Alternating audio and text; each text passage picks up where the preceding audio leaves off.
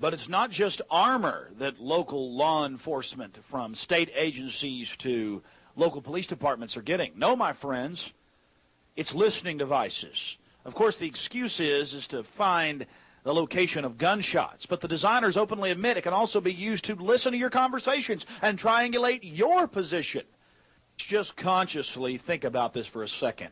Listening devices, and I almost forgot, in tandem with cameras, all federal funding. Repeat, all federal.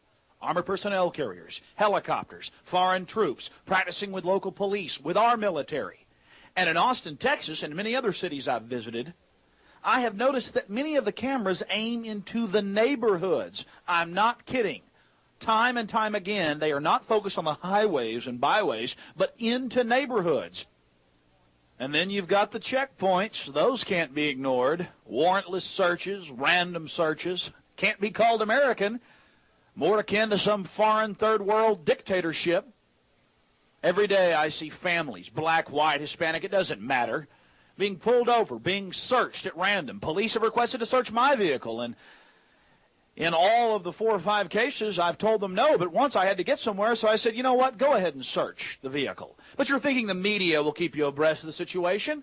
Well, my friends, you're looking at a FEMA control box. That's right, at 98.9 KJFK-FM, where I work, in Austin, Texas.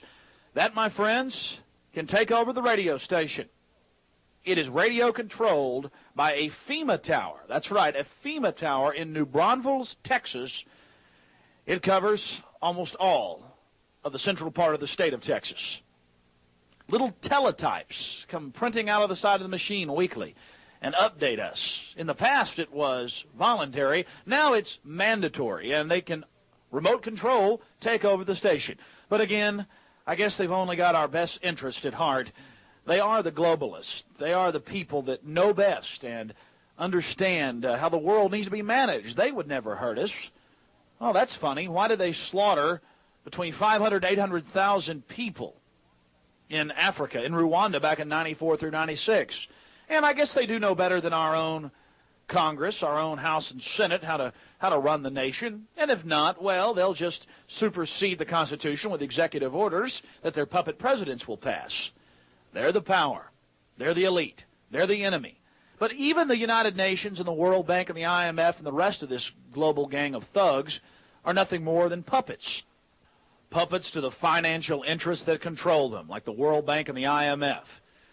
Massive foundations, as we speak, according to the Washington Post, are moving forward to destroy the Second Amendment. People like George Soros pumping tens of millions of dollars a year into the movement to disarm the law-abiding citizens and give the despotic government free rein to enslave us.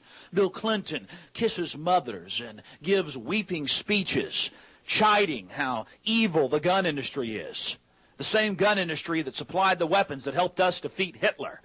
Oh, and don't forget all the celebrities like Rosie O'Donnell and Janet Reno, the butcher of Waco, coming out and saying you should have to have a federal license to be able to have a gun. Sharon Stone saying she's giving up her right to keep and bear arms. What choice words from the actress. And Spike Lee saying we should kill, quote, shoot Charlton Heston and dismantle the NRA. Funny, Spike, I thought you were for nonviolence. Why did you say we should shoot Charlton Heston with a .44 Bulldog Magnum? I'm having a lot of trouble figuring this out. Oh, I'm sorry. You're an elitist bootlicker, aren't you? But this is a global problem. In England, they're getting ready to restrict the right to a jury trial to most of the population. The U.S. is moving forward in joining the UN International Criminal Court with a tribunal, not juries. And the satellites are going up. And back to America with the thumb scanners, the retina scanners, the national ID cards, with your bank accounts, your insurance, your life history, all on one government-issued card. Think of the power and control it's going to give them. And by the way, it's already being implemented in places like New Jersey or Texas. I'm not a criminal. What's this for? Then why do you need to mark him? Why do you need his That goes right into the FBI. Because Bill Clinton says I'm a criminal. Because we're standing up against this. Lest you think it can't happen to you, I simply spoke out against the thumb scanning that's going on in Texas, and I was taken to jail. And what happened to my cameraman of over 5 years, Mike Hansen? Now that's really sick. Mike Hansen, no criminal record. Veteran, father of two, happily married for 15 years. Well, Mike paid the ultimate price. He simply refused to let MJTF search his vehicle in a parking lot. And so they busted out his window on him and his 11-year-old daughter, searched the vehicle, found nothing stolen, but that didn't stop him from taking him to jail, according to Mike, and beating him and torturing him.